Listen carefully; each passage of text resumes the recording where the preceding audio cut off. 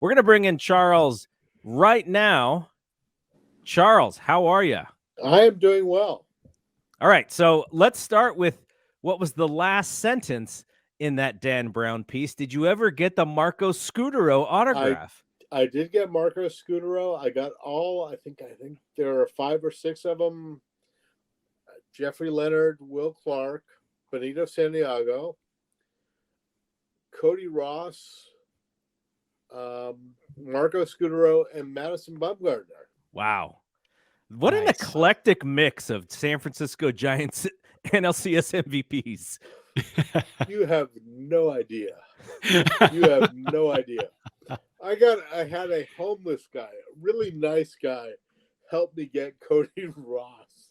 And I'm like, of all the guys, I'm like, the homeless guy is saying, hey, over there's Cody Ross, go get him. And I'm like, and I ran off and I got Cody Ross. And Cody Ross was like the nicest guy. And I'm thinking, here's this homeless guy in San Francisco who helped me get, Cody Ross. I'm like, okay. That's amazing. It's like only in San Francisco can you expect this to happen. And so, I love it. It's fun. So the one that I like, if you would ask me to remember all the 6 MVPs, the one that I would not have gotten, I probably would need like 3 guesses, is Santiago. I didn't even remember that. He is the 0-2 NLCS MVP. Wow. Yeah. Because he had a slightly I don't think series than Barry Bonds. Yeah, I don't think I remember that one either. Because when you think about 0-2, you think Bell had a fairly decent series, and then Santiago, and then it wasn't the pitching. What's his name? Kenny Lofton. Getting Kenny Lofton hit. He had a great series. Yep. Yeah, Rich Aurelia even had a great series. I mean, so many other players. So yeah, that's a great one. Jason Schmidt, I think, had a great series. And, yeah. So the reason, part of the reason I wanted to have Charles on is because Brad and I have talked about this in the past. Our parents gave us a Oh God, I'm as old as your parents. No. Not you not and I quite. are closer in age than not quite than you and my parents. But our parents gave us a really good understanding of like Giants baseball in the 60s because my dad was born in 54, and my grandparents gave me that understanding too.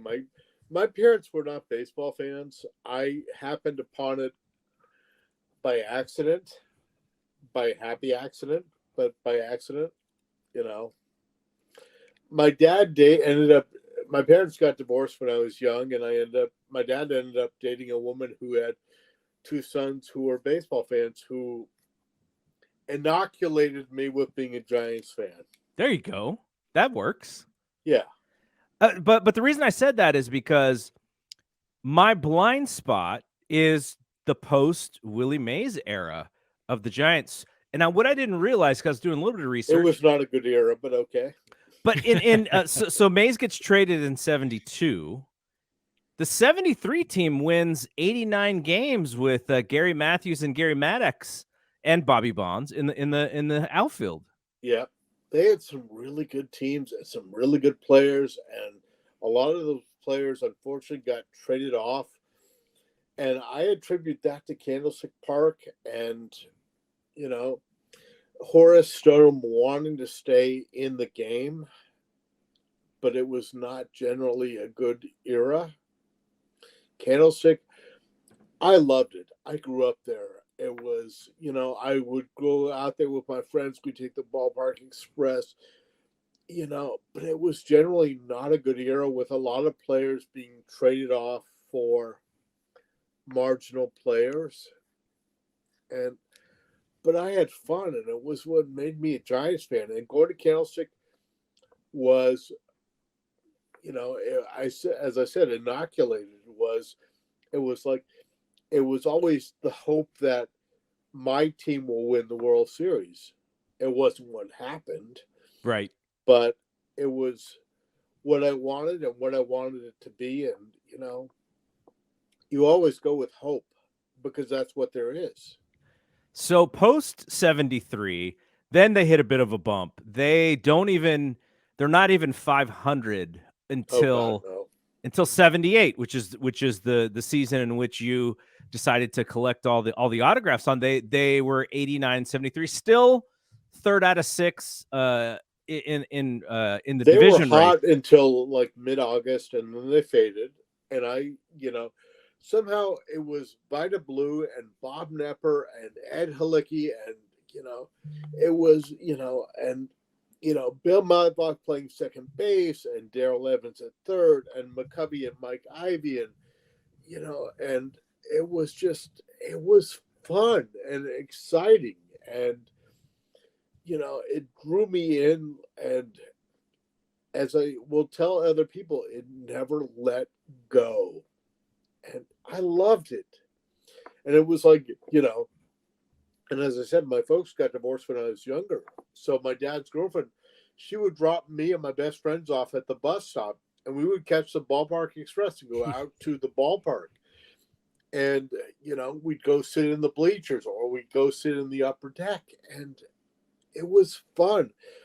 And it was not something that I think fans do generally nowadays. And that's okay. I don't begrudge them that. But it was what I did. And it was like, I love seeing families at the ballpark. I love seeing friends at the ballpark. It's like there is a connection within baseball that is there, and that is special, and that exists. And, I feel it's sad to see, people who aren't, baseball fans. It's like, there's something there that grabs you and pulls you in. So can you tell me a little bit about this? I think I keep saying 78, but it's 79 where the media guide comes in. I went with 79 because it had the 78 team. Right. And the only one who I did not get was Lynn McLaughlin, who died sadly in a house fire. Ooh. But it was, I went with, the first one I got was Willie McCovey, who my father had gone to the World Series in 1962 with my grandfather, who I did not know. And Willie McCovey lined out to Bobby Richardson for the last out of the 62 series, with the tying and winning runs on base. Felipe Alou was on third, Willie Mays was on second. And that was the last out. And the Giants had always thought, we'll be back, at 62, there were no playoff series. They had great players, who didn't, unfortunately, end up staying with the Giants. But it was always, they thought that they would be back. And I was like, kind of like, being the Giants fan, I always held out hope. That to me was like, I had hope like from 1978 till 2010, and I was like, it was always, hope. I'm like, oh, we don't go back exactly that far, but we very much understand what you're talking about. But going back to those late 70s teams, my first ever favorite player was Jack Clark. I love Jack Clark. Jack Clark, I would watch him play, and, I would always see him, not always, but I would see him overthrow the cutoff man at second base or whatever, but he'd throw somebody out at third, and I'm like, and I actually saw Jack at an autograph signing in Sacramento. I want to say maybe a month ago. And oh, no way. Like, it brought all of my memories back, and I was like, yeah. Is he still the people used to, I never got to meet him. Every time when I was a kid, and I would, you rush down after the game's over, you rush down to the front, right by the dugout, and you try to get your autographs. Never got, I think I may have, no, actually, I got to see Jack once. I think it was in like a Bay Bridge series game against the A's, because I do remember having a Jack autograph on my hat. But he always had the reputation of being like a surly guy. Is that how you saw him? Yes and no. I think, as you age, you get mellower or more mellow. Yeah. And, he was awesome. I had a nice time with him. I felt like the Giants gave him kind of short shrift because he wore the number 22. Yeah. And they retired Will Clark's number 22. And I always felt like Jack should have been involved with that. And I think when they signed Will Clark, they brought him out and he was this hyped player from Mississippi State. And it was number 22 and it had Clark on the back. And I'm like, it should have been with Jack Clark and Will Clark together. But the way he leaves the franchise is not in great terms, I guess you would say, because he wanted out. I don't know if he wanted an out. But the Giants were also really bad at that time. They were really bad. I think he was coming off either a knee injury or an ankle injury, and they traded him, for probably the best player they traded him for was Jose Uribe, who I always liked Jose Uribe, and then they got Juan Uribe, his second cousin. I'm like, there's a redemption thing for baseball. Yes. There's always a redemption thing for baseball. Oh yeah. But I was like, and I liked watching Juan Uribe, and he was not a great player, but he was a good Giant. And Jose Uribe, I liked watching generally. And I remember going to one game, and they had the quad of candlesticks. And Jose came up in the bottom of the ninth, and it was a tie game. And they threw him down and in. I remember this. And he hit a home run. And I've never seen more disappointed Giants fans because they won the game, but they weren't getting the quad of candlestick because it was the bottom of the ninth. And it was like the most bizarre setting you could ever imagine. And I'm like, I love this. This is what being a Giants fan is. Yeah. I always thought the quad of candlestick, but not getting the quad of candlestick. Yeah, I always thought that should have been a temperature thing. Not an extra innings thing. Temperature and wind chill. Bob Lurie would think so. It was, in this case, it was not a temperature thing.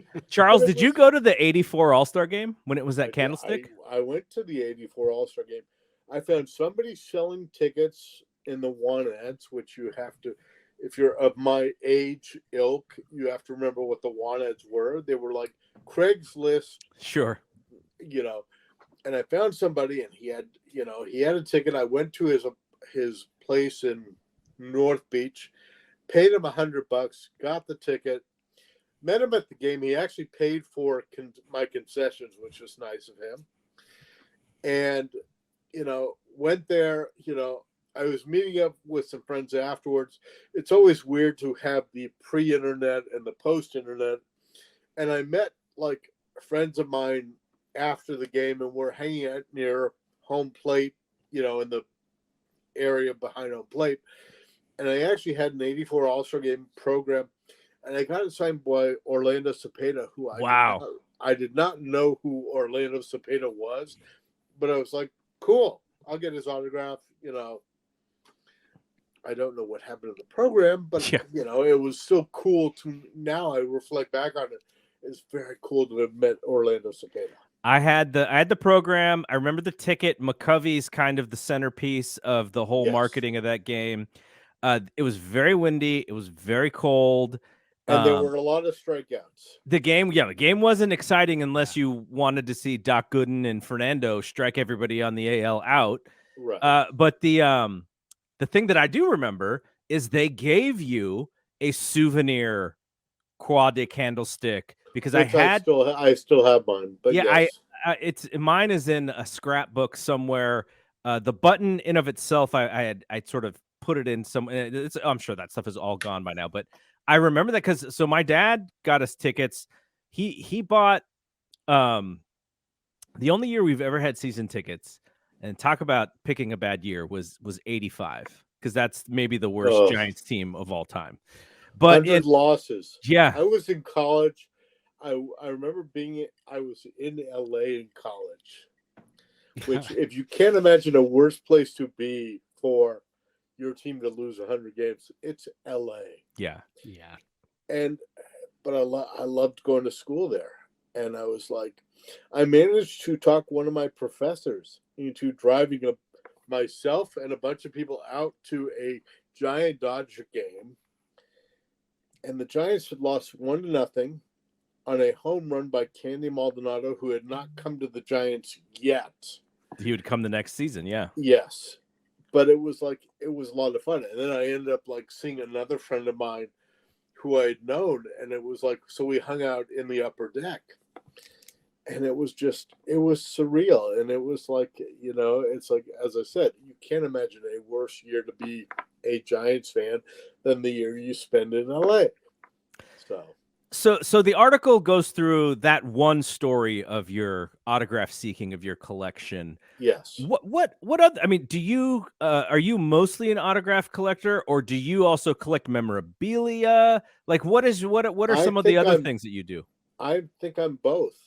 I collect memorabilia. I am a diehard Giants fan. It got inoculated is not the wrong word for me. I fell in love with it in 78. I have stuff from earlier years. I have stuff from later years. I have stuff I'm working on now. As I said, being a huge Willie McCovey fan, I am working on autographed baseballs of Willie Mack Award winners. Oh, that's interesting. Cool. So, nice. But that thing keeps going and going and going. You're never going to ever be finished with it. When I'm in my grave, I'll be finished with it. There you go. I have the 80s. The only one I don't have is, of course, sadly, Jose Uribe, who, I loved him. He was a good little shortstop.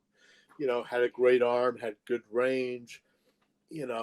Was noted for being traded for Jack Clark. Mm-hmm. Who else you got? You got David Green. You got Dave Racich. You got Dave LaPointe. It's like it wasn't good. Yeah. And the 90s I've kind of given up on. I don't know, because you have, not that they're bad players. You had Jeff Kent, who got a Willie Mack Award, mm-hmm. but the other players were not. I was able to get Mike Felder, who was a really nice guy who knows baseball, who is a college coach, who is just a nice guy. But I sent it off to Sean Dunston, and I never got it back. So I was like, okay, I'll go out. And, I went out and got another Jeff Kent autographed baseball. And I'm like, there were other guys who I wanted to work on. So I'm working on the 2000s. And I've got, I'm trying to think of who I have in the 2000s. I'm working on this season. I'm working on Benji Molina, who I think I have been in for. 2010s are kind of exciting because, you have Buster Posey and you have, Javier Lopez, and those are the guys who I'm working on. And you have, in 2000, you have Mark Gardner. So it's like, there are guys who are around. So what would you consider so for me, there are two things that I collect where it's almost like the chase is even more important than the thing that I'm getting. Fun. That is that it for you? Me. Yeah. Yes. Yeah, because I collect. I remember getting the last autograph in the media guide, and it was like, and I'm walking back to the bus stop, and I'm like, kind of thinking, what the heck do I do now? And it's like, and I'm in Chicago, and I'm like, I'm there at a sports card show, and I'm like,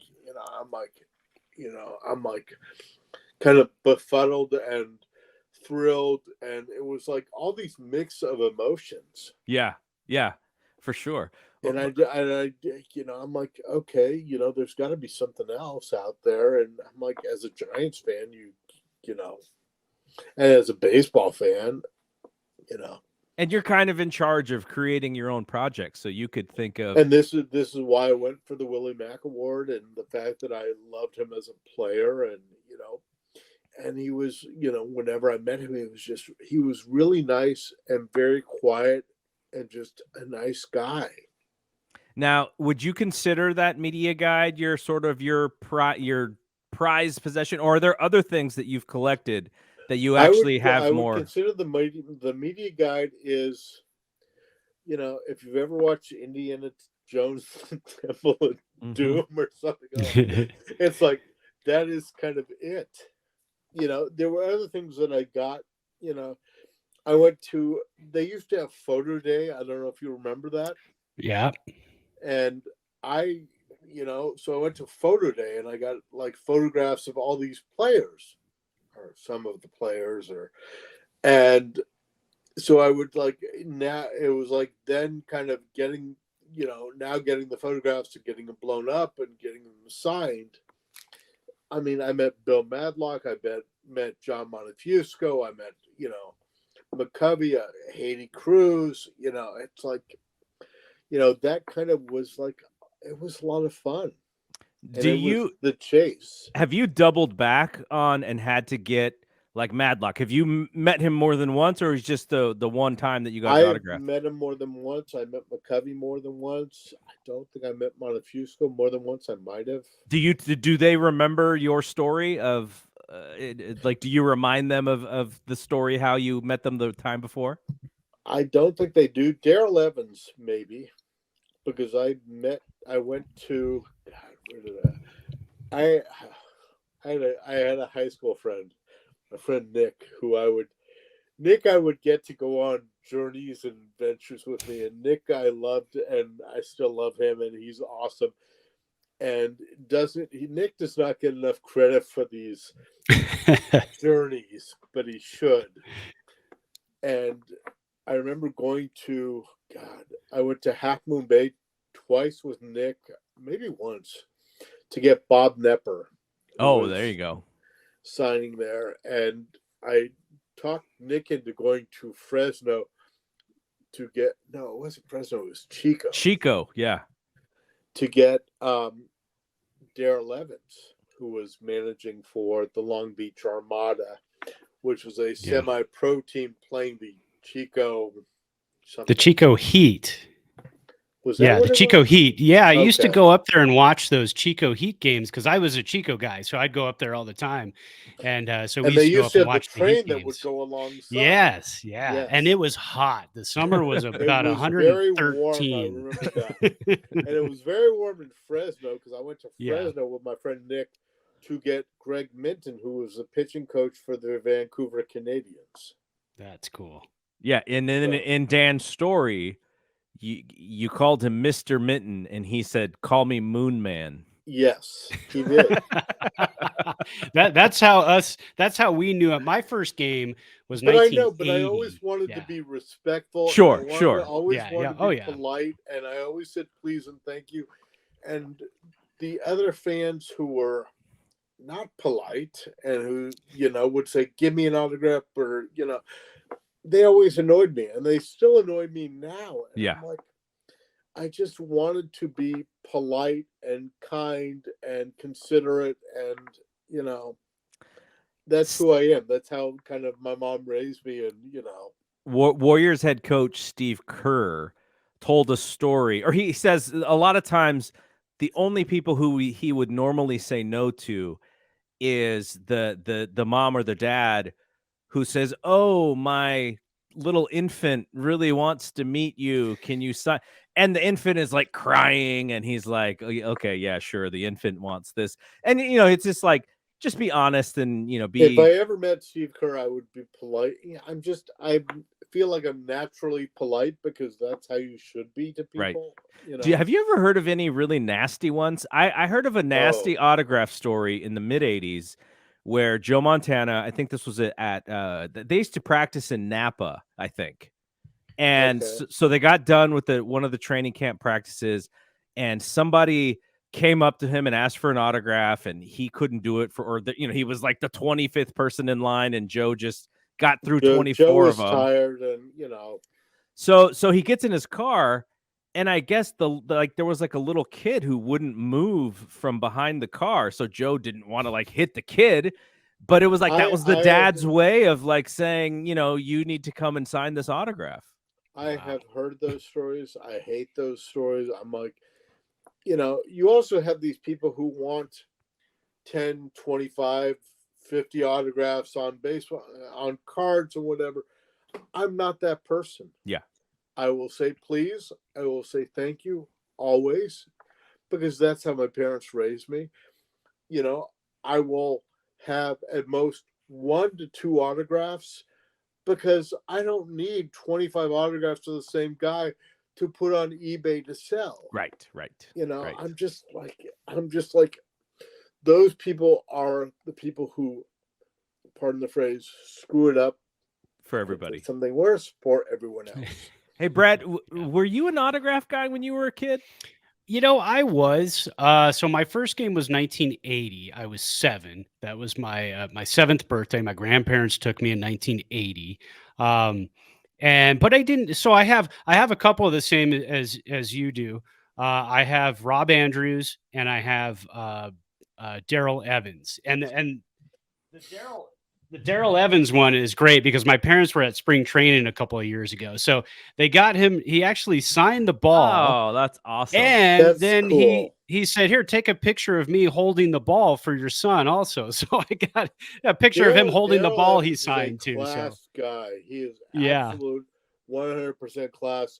I remember waiting outside the locker room up in Chico, and he came out and he's like, "Oh, thank you so much for waiting, and I'm sorry I was late." And, really a nice guy who shows up for all of the Willie Mack Award events, and just the nicest guy. And I'm like, that's why part of the reason why I'm a baseball fan.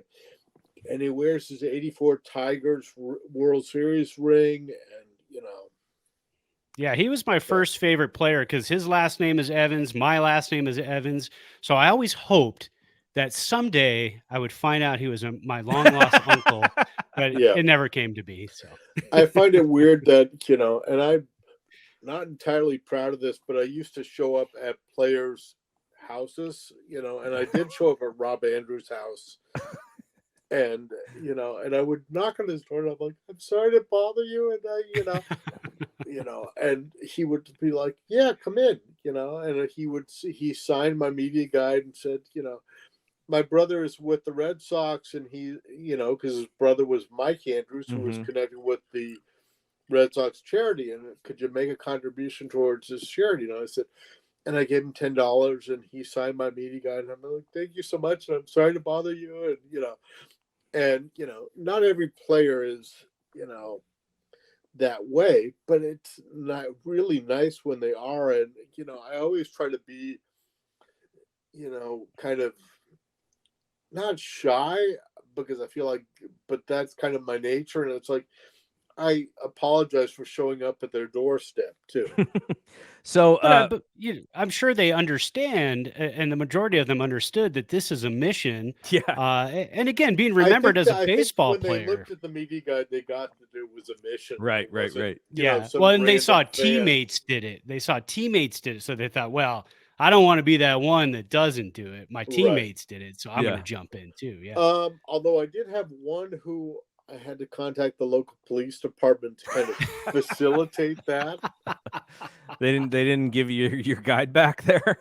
They did not. That was Skip James, who did not have much of a major league career. And I ended up writing a letter to his local police department, and I got a call back from his local police department who said, yeah, and what's it worth? And I didn't have an answer for that right away.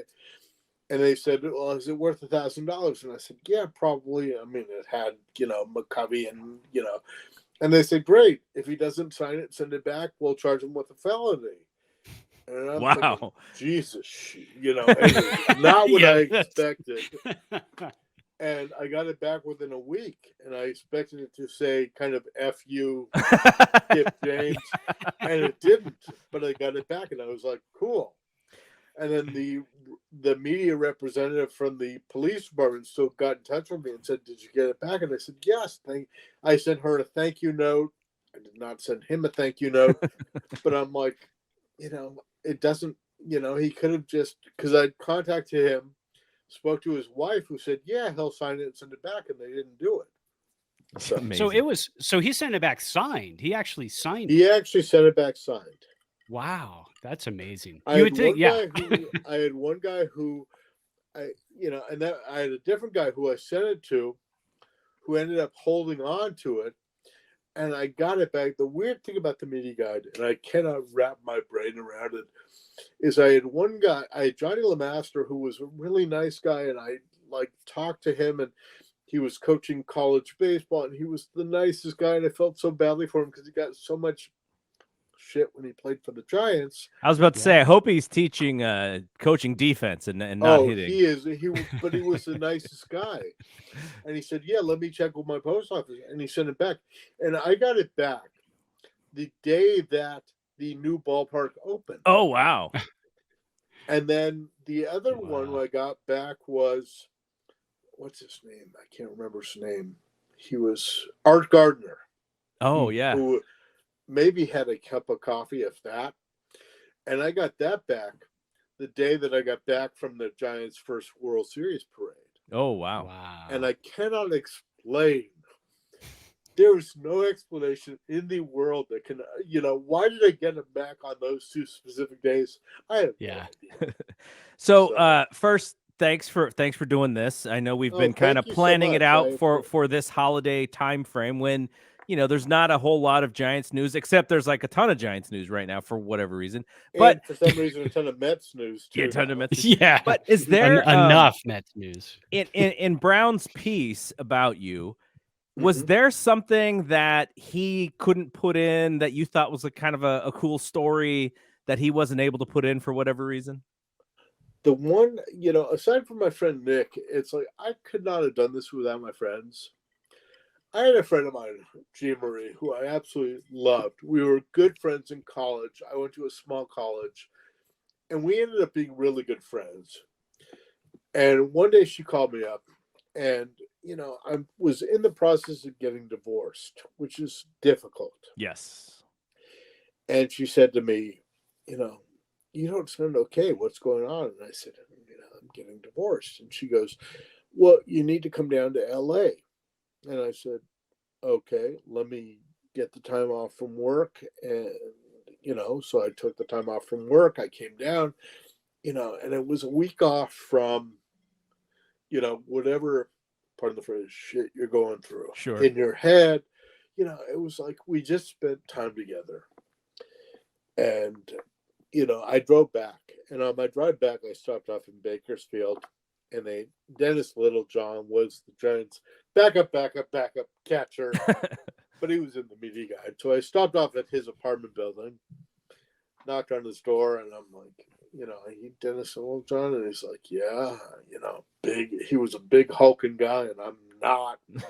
And he signed my media guide, and he said, thank you, and I drove on the rest of the way. And it was like I never really kind of thought about that until, I was taking care of my mother and she was dying of cancer. And it was like, it was just, and one day I got a call and it was my friend Jean Marie's number. And I answered and I'm like at the dialysis place with my mom and, and I'm just like struggling. And I thought, God, Jean Marie knows that I need her. And it turned out it was her daughter. And she said, sorry, mom passed away. She had colon cancer. And I was like, okay. And I was like, it took me about 10 minutes to process through all this. And it was like, to me, it came down to the fact that your friends are there, whether you need them or not. And whether you know that you need them or not, they are still there for you. That's awesome.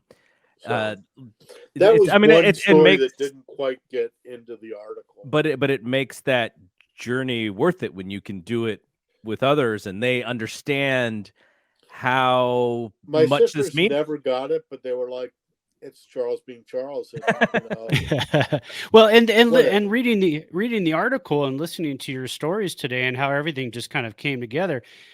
Growing up as kids, we played baseball, we coached baseball, little league, went to the ballpark all the time, huge baseball fans. And we've always believed in the baseball gods. Mhm. And so there's a lot of people nowadays Absolutely. who maybe don't, but if you read this and you listen to you, the baseball gods are real. They wanted this to happen, Yeah. and this I happened. I sincerely believe that. I sincerely believe that they do. You know, I will be honest, I'm not a fan of Barry Bonds. I'm just I think the steroid thing, I think 2002, I think, it's no, you know. Yeah. And one of the weird things is, I'm just, I don't know if this caps it off or whatever, but my mom died in 2014, and a few days after that, I'm in Hayes Valley, and I'm meeting, one of my best friends, and he was going to take me out to dinner, and and I'm like trying to, calculate, my mom, who was not a baseball fan, but who said to me at one point, I think it was 2012, said, "I don't know why baseball means so much to me, but it means so much to you, but I'm glad that you love it so much." And we were in this little shop, and this woman, and she had a couple like baseball pictures, and it turns out it was her grandfather, who was a baseball player who had played in the PCL. And she says, watch the shop. And my buddy and I, who had no retail experience, we're like, okay. And we're hoping nobody comes in. And she comes back and she goes, "Here, I want you to have this." And it was his 2010 World Series ring, or no, I'm sorry, it was his 1922 World Series ring, because he was the Wow. backup catcher on the World Series team Wow. with John McGraw, with, and, you know, and the next time I was in the neighborhood, I brought her, my mom had like ceramic rabbits. So I brought her one of my mom's ceramic rabbits. And I thought, and I've had people on the internet say, "Well, is that a fair trade?" And I'm like, it's not a fair trade, but it's karma, and it's, Yeah. what you should have in life. Hang on. Yeah. Wait, let me. There you go, right there. That's There I awesome. go. Yeah. That's and So, different things mean different things to different people. So I mean, right. that rabbit could have meant the world to her, So And the it's ring meant the world to me. And Right. at one point I exactly. priced it, and somebody said 5,000. I'm like, yeah, Yeah. okay, good to No. know. And I'm Yeah, like, good to know. Okay, Hang on so to that. do you, as we let you go here, do you catalog any of your journeys anywhere? Like, can people follow you? Can people find some of I'm on the things? Instagram, I'm on Facebook, I don't do Twitter. How But can they find you on those? I think I'm on. Let me say I'm on eBay, but um, eBay is a way to follow. I'm on eBay all the Yeah, time. hey. yeah, I do buy a lot of like baseball stuff on eBay, so they know me well. Yeah. As far as like Facebook, I think I'm like CFrock. It's either CFrock or CFrock 22. I can't remember which one, but it's like, you can look through my posts, and it's like, it's a lot of Giant stuff. It's a lot of baseball stuff, you know. But it's like, my view is, it's like, if it wasn't fun, I wouldn't do it. Kind Yeah. of, at least with regards to baseball. And I'm a diehard Giants fan, and I like baseball history. And there's a lot of baseball history that I think follows along with, American history. I mean, it's fun. It's interesting. You see dimensions of history that you wouldn't ordinarily get. Yeah, you can find Charles on Instagram at CFRACC22. He's got Yes. some pieces up there. He's got also the ring. He's got a Springsteen photo up there. Oh, I love Bruce. Nice. He's the boss. Yeah. Hey, Charles, thanks for hanging out with us. And You are very welcome. if Thank we you. have any 70s Giants questions, we'll have to send you an email, because that is one of my goals, is to learn a little bit more about those teams from the 70s, because it's a blind spot for me. I have a friend who wrote, my friend Lincoln Mitchell, who I've known since I was a kid, who wrote a spectacular book. I'm sorry to be pitching his book, but no, please do. Who wrote a book about kind of the Bob Lurie era of Giants baseball, which is fascinating. And what is the book called? Ooh, geez, put me on the spot. What was your friend's name again? Lincoln Mitchell. Lincoln Mitchell. All right, let's He's- look him he's- up on Amazon, see if we can find him here. The Giants and their city. Yes. There we go. All right, there we go. We'll have to. Yeah, I'll have to look that book 1976 up. to Other stuff, 1992. too. He's a PhD from Columbia. I've known him since I was like 5 or 6 years old. You know, he also got me hooked into Star Trek. Yeah, nice. And So, it is on Kindle too. It's in paperback and on Kindle on Amazon. Yeah. So I'm gonna have to pick that up but for he's sure. got a couple other baseball books that are on there that are really good. You know. All right, Charles. Thanks again. Thank you so much. I'm glad. that I could really be enjoyed part of this, and we'll keep in touch right. with your journeys and such.